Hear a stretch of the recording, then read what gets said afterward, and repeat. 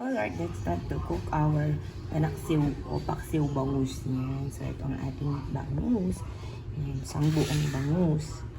And then, ang ating mga ingredients. And also our salt, pepper, and seasoning. That's it. That's all. But you can add also ampalaya or eggplant, no, na gusto mong i-add dun sa yung paksiw. So, let's start to cook. Lagyan na natin yung ating bangus.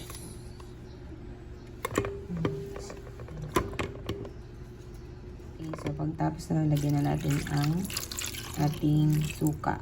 Yung ating mga seasoning. O yung ating mga spices. Okay, so yung ating sibuyas, actor bawang, sibuyas. And then yung ating luya. Lagay na natin yung ating seasoning. So, let's put our pepper. Pepper. We can add also salt. And let's put a little water. So, mix it. Mix it.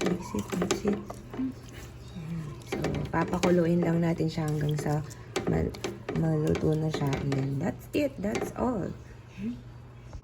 Let's add a little oil. Ayan na po yung ating paksiw. Sarap po, diba? Paksiw.